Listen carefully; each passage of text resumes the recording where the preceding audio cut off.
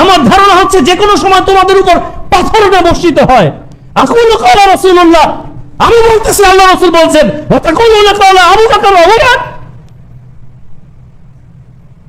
আমি বলতেছি আল্লাহ রাসূল বলছে, তোমরা বলতেছো আবু বকর উমর বলছে। মা লাহুম কালাম মা রাসূল, আল্লাহ রাসূলের কথার জন্য আবু বকর উমরের কথার কি ভ্যালু থাকতে পারে? একটা হকের দাওয়াত দিয়ে হকের ব্যাপারে মুলামুলি করে কথা কাটাকাটি করে বলতেছে আল্লাহ রাসূলের কথার সামনে তোমার এই হকের কি ভ্যালু থাকতে পারে? আল্লাহু আকবার। সেখানে কোরআন হেরে যাবে। আল্লাহ সুবহানাহু ওয়া তাআলা বলছেন, ইন্না নাহনু নাযালনা যিকরা, নিশ্চয়ই আমরা এই কোরআনকে নাযিল করেছি, ওয়া ইন্না লাহু লাহাফিজুন। ও দুষ্কৃতকারী শুনে রাখো, ফামাহিলিল কাফিরিন আমহিলহুম রুয়াইদা, কিছুদিন তোমরা ছাড় পাচ্ছ, অবশ্যই আল্লাহ তোমাদেরকে পাকড়াও করবেন, করবেন ইনশাআল্লাহ। কোরআন কখনো হেরে যাবে না। সম্মানিত মসজিদের মুসল্লি, বলতে পারেন এত গলা উঁচু করে কথা বলছেন কেন? আল্লাহ রাসূল সাল্লাল্লাহু আলাইহি ওয়াসাল্লাম যখন খুতবার মঞ্চে দাঁড়াতেন, ইস্তাদ্দা গাদাবুহু, তার রাগ বেশি হয়ে যেত, ওয়ালা সাউতুহু, তার কণ্ঠ উঁচু হয়ে যেত, ইহমাররাত আইনাহু, চক্ষু লাল হয়ে যেত, কান্নাহু মুযিরু জাইশিন, কেমন যেন তিনি যুদ্ধের সৈন্যদেরকে ধমকাচ্ছেন। সাহবাহাকুম, এই তো সকালে, এই সকাল হলেই যুদ্ধ লাগবে, মাসাকুম, এই সন্ধ্যা হলেই লেগে শত্রু চলে আসলো। হকের কথা বলতেই হবে ভাই, সেটা আমার দলের বিপক্ষে যাক, আমার মতের বিপক্ষে যাক। আলহামদুলিল্লাহ, যাবতীয় প্রশংসা মহান আল্লাহ রাব্বুল আলামিনের, অগণিত দরুদ ও সালাম প্রিয় নবী মুহাম্মদুর রাসূলুল্লাহ সাল্লাল্লাহু আলাইহি ওয়াসাল্লামের প্রতি। আল্লাহুম্মা সাল্লি আলাইহি, আল্লাহুম্মা বারিক আলাইহি। আজকের জুমার খুতবায় আমরা যে বিষয়টা নিয়ে আলোচনা করতে চাচ্ছি, সে বিষয়টা আমার মনে হয় আজকে উজ্জ্ব রাখি। আলোচনা শুনতে শুনতে এই বিষয় আমরা বুঝতে পারবো ইনশাআল্লাহুল আজিজ। একটা বিষয় একটু লক্ষণীয়, শুরুতেই বলে রাখি, আমি যেহেতু একজন রাজনীতিবিদ, স্বাভাবিকভাবেই অনেকে হয়তো ধারণা করেন মসজিদে গিয়ে হয়তো ভোট চেয়ে ফেলে কিনা। আমার মনে পড়ে না, 2019 সাল থেকে প্রায় দীর্ঘ 6-7 বছর এই মঞ্চে আল্লাহ সুবহানাহু ওয়া তাআলা আসার তৌফিক দিয়েছেন।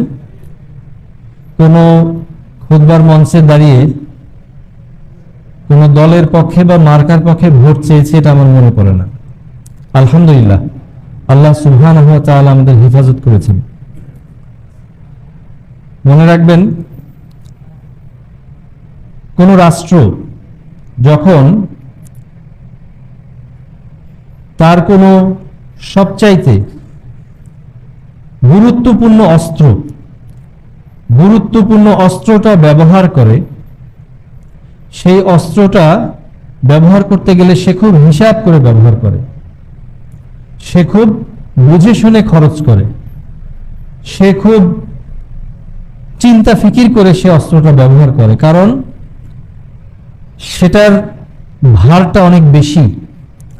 সবচেয়ে গুরুত্বপূর্ণ অস্ত্রটা ব্যবহার করতে গেলে সবচাইতে বুঝে শুনে করতে হয়, কারণ স্বাভাবিকভাবেই সেটার দাম বেশি থাকে, সেটার সংখ্যা কম থাকে, সেটা ব্যবহার করার পরে যে প্রতিপক্ষের উপর ব্যবহার করা হবে সেটাতে তার ক্ষতি বেশি হবে।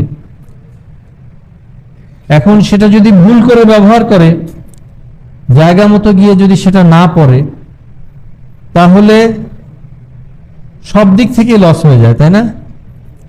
তেমনি ভাবে কোন রাষ্ট্র যদি তার সবচেয়ে সংবেদনশীল অস্ত্রটা, সবচাইতে স্পর্শকাতর সেন্সিটিভ কোনো কিছু ব্যবহার করে, সেটাও খুব সতর্কতার সাথে ব্যবহার করে, কারণ সেটাও যদি সতর্কতার সাথে না ব্যবহার করে তাহলেও নিজেরও অনেক ক্ষতি চলে আসতে পারে। এই জন্য আল্লাহ সুবহানাহু ওয়া তাআলার কাছে আমরা সবসময় হিদায়াত এবং হেফাজতের দোয়া করি, তার কাছে এই আশা করি আল্লাহ সুবহানাহু ওয়া তাআলা যেন আমাদের এই খুতবার মঞ্চের সবচেয়ে বড় অস্ত্র কি? লিসান, জিহবা, কথা, এই কথাগুলো যেন আমাদেরকে সংযত করে বলার তৌফিক দান করেন, আমিন। ওমা তৌফিক ইল্লা বিল্লাহ আলাইহি তাওয়াক্কালতু ওয়া ইলাইহি উনীব। মসজিদের ভিতরে, মসজিদ থেকে রাষ্ট্র পরিচালনা হয়েছে না? মসজিদে নববী থেকে রাসূলুল্লাহ সাল্লাল্লাহু আলাইহি ওয়াসাল্লাম মুসলিম উম্মাহকে পরিচালনা করেছেন। মসজিদ থেকে রাষ্ট্র পরিচালনা হবে, ঠিক আছে, অসুবিধা নাই। কিন্তু মসজিদে যে মুসল্লিরা আছেন, আমাদের বৈশ্বিক বর্তমান যে প্রেক্ষাপট, আপনি মুসলিম, আমি মুসলিম, ভালো কথা, কিন্তু আপনি হয়তো একটা মতাদর্শের ধারণ করেন, যদি রাজনীতির মাঠে দেখেন, আরেকজন হয়তো আরেকটা মতাদর্শের ধারণ করেন। আপনি যদি রাষ্ট্রের দায়িত্বশীল হন, এখান থেকে বসে রাষ্ট্র পরিচালনা করবেন, সমস্যা নাই। কিন্তু আপনি যদি মুসল্লিদেরকে আল্লাহ সুবহানাহু ওয়া তাআলা তার নবী করিম সাল্লাল্লাহু আলাইহি ওয়াসাল্লামের দিকে আহ্বান করেন, সবার জন্য একরকম হবে, তাই না? কিন্তু আপনি যদি নির্দিষ্ট কোনো একটা দলের দিকে আহ্বান করেন, নির্দিষ্ট কোনো একটা মার্কার দিকে আহ্বান করেন, তাহলে কি এটা সবার জন্য হবে? তাহলে রাষ্ট্রের দায়িত্বশীলরা মসজিদ থেকে রাষ্ট্র পরিচালনা করবেন, সমস্যা নেই। আর যদি রাজনীতি করতে হয় মসজিদে দাঁড়িয়ে, তাহলে গঠনমূলকভাবে কোনো নির্দিষ্ট দল মতকে সরাসরি উল্লেখ করে, সরাসরি আখ্যা দিয়ে, কুৎসা রটনা না করে, তাদের গঠনমূলক যেটা তাদের লিখনির মধ্যে আছে, যেটা তাদের বক্তব্যের মধ্যে আছে, সেটা নিয়ে যদি আপনি আকার ইঙ্গিতে কথা বলেন কোরআন ও সুন্নাহর আলোকে, তাহলে সমাজদারকে লিয়ে ইশারা হি কাফি হ্যায়, তাই না? বুঝেন তো নাকি? এই ভাষাটা মূল আলোচনায় কিন্তু যাই নেই, কারণ অনেকেই ধারণা করেন বাংলাদেশের প্রেক্ষাপটের সামনে তো রাজনীতির একটা পরিবেশ পুরোদমে শুরু হয়ে যাচ্ছে, উনি গিয়ে আবার ভোট চায় কিনা, কোন দলের ভোট চায় কিনা, জি না। বহুবার বলেছি, আবারও বলছি, এই মঞ্চটা আল্লাহ সুবহানাহু ওয়া তাআলা আমাদেরকে বহু মঞ্চে যাওয়ার তৌফিক দিয়েছেন এই অল্প বয়সে। হায়াত কতদিন দেখেছেন জানি না, আরো কত মঞ্চে যাওয়ার সুযোগ হবে জানি না, তবে আমরা বিশ্বাস করি এই মঞ্চটা হলো আল্লাহর জমিনে, আসমানের নিচে, জমিনের উপর সবচাইতে দামি মঞ্চ। আল্লাহু আকবার। এটা যারা বুঝতে পারলো না, বড়ই আফসোস। তো বলতে চাচ্ছি যে এই মঞ্চ থেকে এখানে সেই রাজার রাজনীতি চলে। বহুবার বলেছি যে রাজা সবাইকে রাজা বানান। কিভাবে রাজা বানান? তো তিল মুলকা মুনতাসা, যাকে ইচ্ছা মানতাসা, যাকে ইচ্ছা আপনি দেন। ওয়া তানজিউল মুলকা মিম্মান তাশা। অনেকবার বলেছি, প্রসঙ্গত আবারও বলি, তানজিউ মানে হলো ছো মেরে নেওয়া।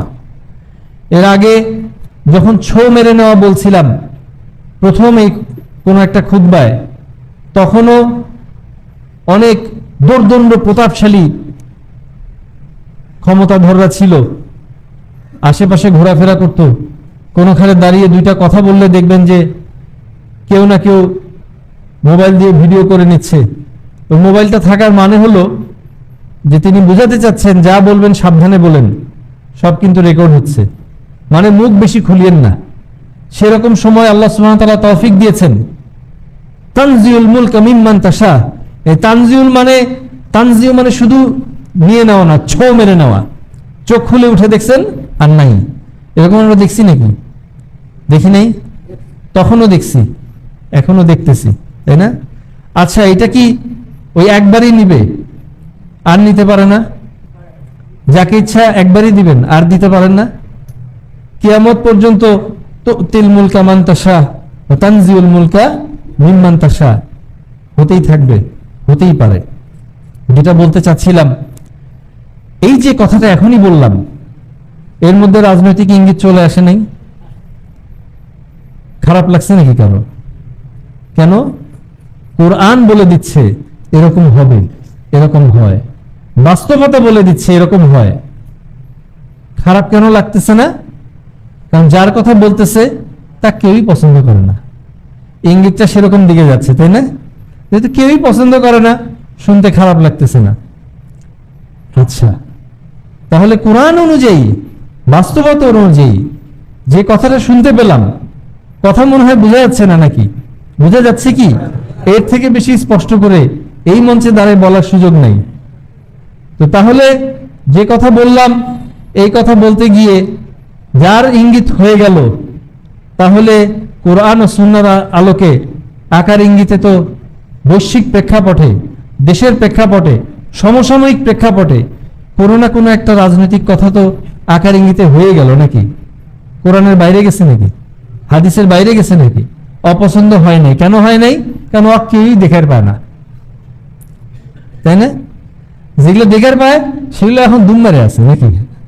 আঞ্চলিক হয়ে গেল ভাষা, লাইভ হচ্ছে, রেকর্ড হচ্ছে, সারা দেশে বিশ্বে চলে যাবে, হয়তো নাও বুঝতে পারে।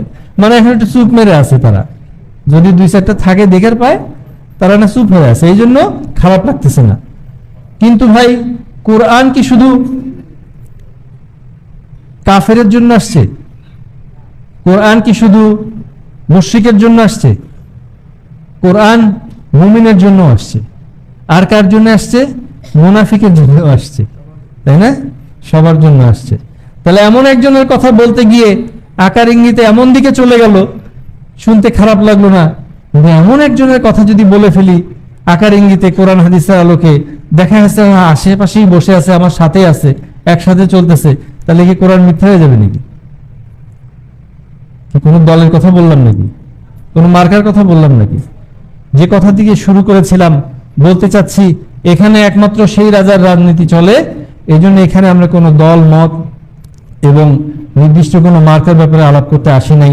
এই ভুল ধারণা থাকার কোনো প্রয়োজন নাই ইনশাআল্লাহ। আল্লাহ সুবহানাহু ওয়া তাআলা, এবার আমরা প্রসঙ্গের দিকে যাওয়ার আগে আরেকটা ছোট্ট কথা বলে নিই। এই ধরনের মঞ্চে আমরা খেয়াল করে দেখবেন, যখন দুর্নীতিবাজ সামনে থাকে, দুর্নীতি নিয়ে কথা বলতে একটু কেমন নাই লাগে। যখন চোর সামনে থাকে, চোর আবার সামনে থাকে কেমনে? থাকে তো, চোর থাকে, ভোট চোর থাকে, কত রকম চোর আছে, শীতল চোর আছে, নানান রকম চোর আছে না? ভোট চোর আছে, চোর তো চোরই ভাই। তো যখন চোর সামনে থাকে তখন দেখবেন যে চোর নিয়ে কথা বলতে একটু কেমন কেমন লাগে।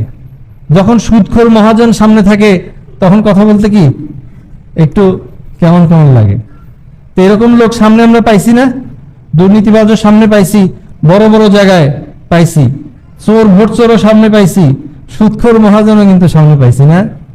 তো যখন সেই মহাজনরা বাইরে থাকে তখন তারা কি হয়? তখন আমরা কি বলি?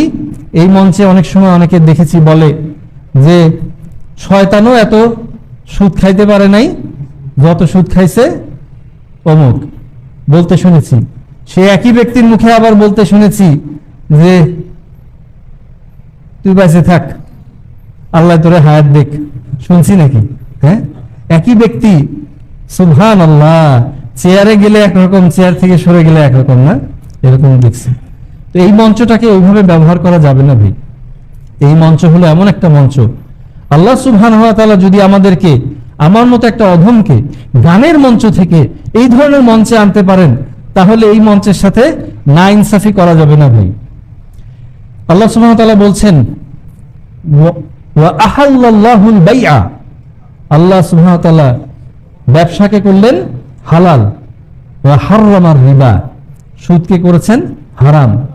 একই সূরার তার 2-3টা আয়াত পরেই বলছেন, এরপর যদি তারা বিরত না হয় সুদ থেকে, তাহলে কি? তারা যেন আল্লাহ এবং আল্লাহর রসুলের পক্ষ থেকে যুদ্ধের ঘোষণা শুনে নেয়। কার পক্ষ থেকে যুদ্ধ? সুবহানাল্লাহ। এই যুদ্ধে জেতা যাবে নাকি? যুদ্ধে জেতা যাবে কিভাবে?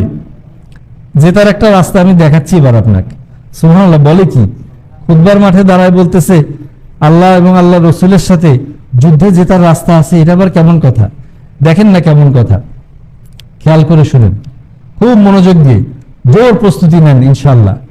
আমার এক বন্ধু, আমার মনে হয় ইউনিভার্সিটি লাইফে, আমাকে বলতেছিল, দোস্ত, কয়েকজন মিলে আলাপ হচ্ছে, আলাপের মধ্যে একজন বলতেছে ইমাম মাহাদি আসবে তার জন্য তৈরি হয়ে যাচ্ছি, রেডি হচ্ছি। বলতেছে আচ্ছা ইমাম মাহাদি আসলে দেখা যাবে দাজ্জালের মাথায় নাকি কপালে কাফের দেখা যাবে, তাই এক হাতে জান্নাত দেখাবে এক হাতে জাহান্নাম দেখাবে। জান্নাত জাহান্নাম দেখায় নাকি কেউ আপনাদের?